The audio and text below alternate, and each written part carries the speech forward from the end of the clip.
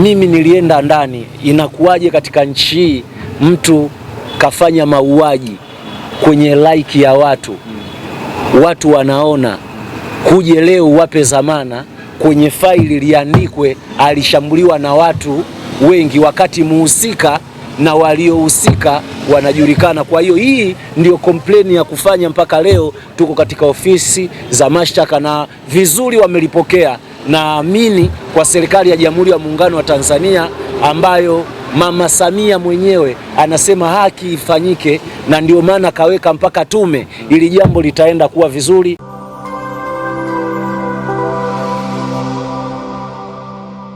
Yes, tupo na Taz Genius na hapa tupo naye, atakwenda kuzungumza ni nini hasa ambacho kilichomleta hapa, na hapa tupo nje ya ofisi ya Taifa ya Mashtaka, ipo hapa wilaya ya Ilala huko Kinyerezi, Dar es Salaam. Taz, kwema? Kwema, mambo vipi? Shwari. Safi, karibu. Asante sana. Kwanza tunataka tufahamu, kwa wale ambao hawakufahamu jina lenyewe mbali na Taz Genius, watu wanataka kufahamu kwanza jina lako nani na hapa leo umekuja kufanya nini? Mimi naitwa Dr. Taz Genius. Leo tumekuja bana kufuatilia shtaka ambalo lina muda mrefu, almost karibu miaka miwili, ambao mwendelezo wake ukiwa unazungushwa au kutotimia, na nikiwa kama mtoto wa marehemu ni pamoja na ndugu ambao tulikuwa tumechukua hatua, kwa sababu unapoona kama haki upande mmoja au katika ufuatiliaji au ufuatilii ipasavyo kwa sheria zetu za nchi yetu, una haki ya kufata ngazi za juu au ngazi zingine ili upate haki. Ndio, sawa.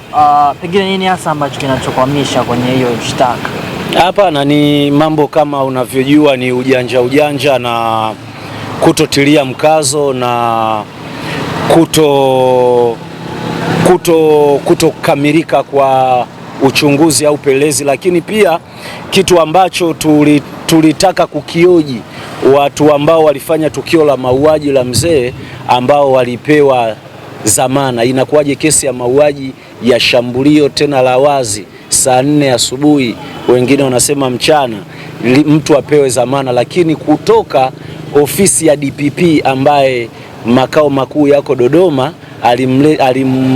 alimtuma mwakilishi wake kufafanua na kuhimiza na kutoa maelekezo kesi ifuatiliwe na upande wanaoshtakiwa waweze kuchukuliwa hatua za kisheria. Na nina imani na upande wa ofisi ya mashtaka DPP ambayo leo hii imetuweka kikao kwa ajili ya kujadili tukiwa wapelelezi wa mawakili wa serikali, wanasheria na wengine, kwa ajili ya kujua haki ya mzee inapatikana vipi, kwa maelezo na kwa maelekezo yaliyotolewa kupitia ofisi yake kuu. Tuna imani jambo hili linaenda kukamilika na waliohusika waweze kuchukuliwa hatua za kisheria.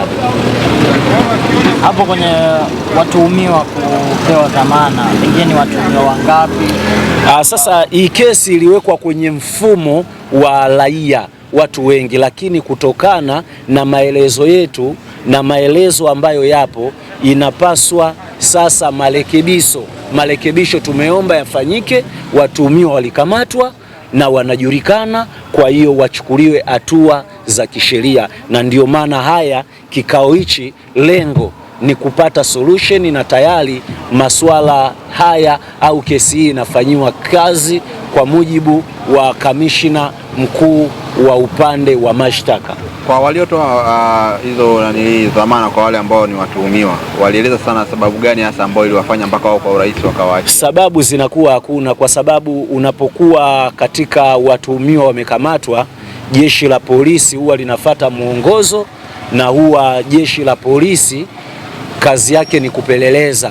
Na kama unaona jeshi la polisi upelelezi wao unakuwa haukuridhishi, kuna ngazi zinazofuatwa. Zile ngazi zina mamlaka au zina kisheria kuwawajibisha kwa kuwapa maelekezo wa kujua tatizo ni lipi na kwa nini shtaka hili lina muda na halifanyiwi haki. Kwa hiyo sisi tumekuja kutafuta haki, hatukaja kumshtakia mtu wala kituo wala askari. Tumefata process ambazo ni hatua za kisheria za maana kwamba ofisi ya mashtaka ambao ni DPP mwenye mamlaka na shtaka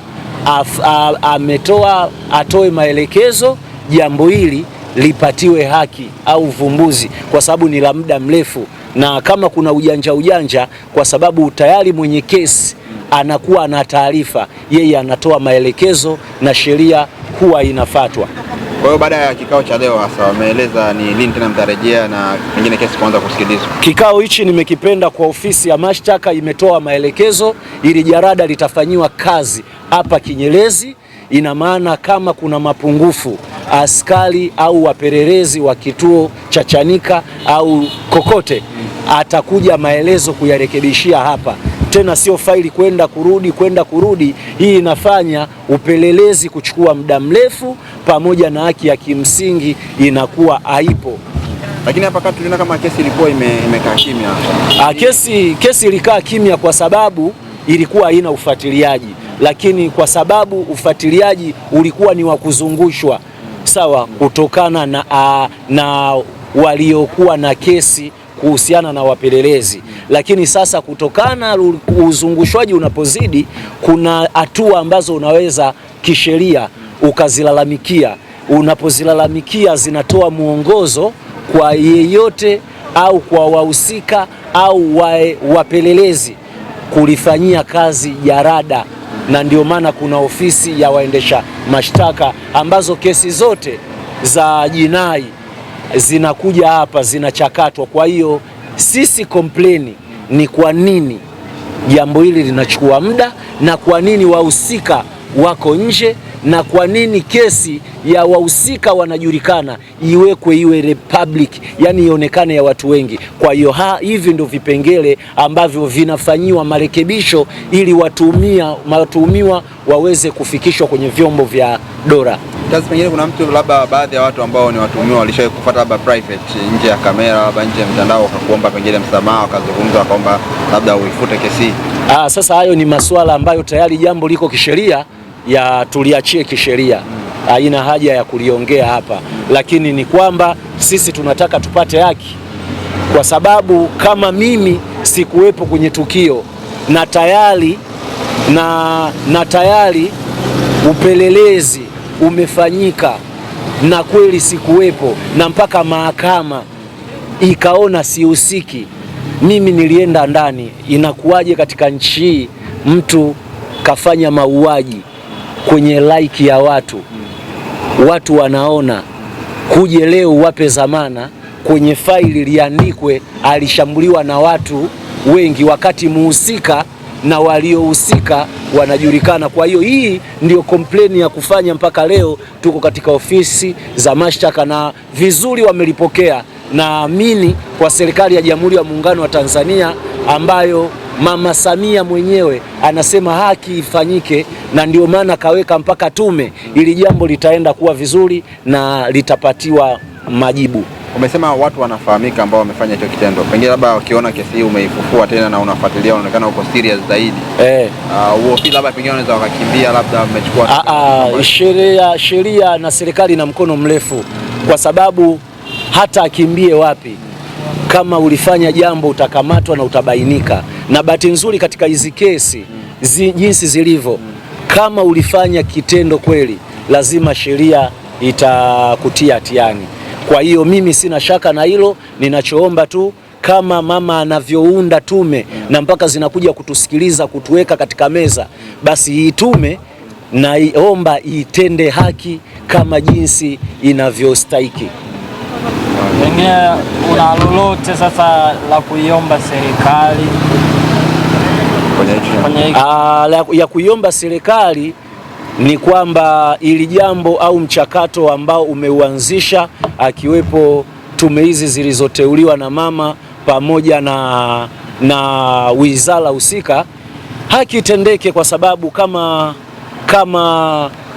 kitu kinatokea alafu kunakuwa na watu ambao si waadilifu katika nchi au katika vitengo ikiwemo wapelelezi au waendesha hizi kesi. Kwa hiyo kama tume inakuwepo na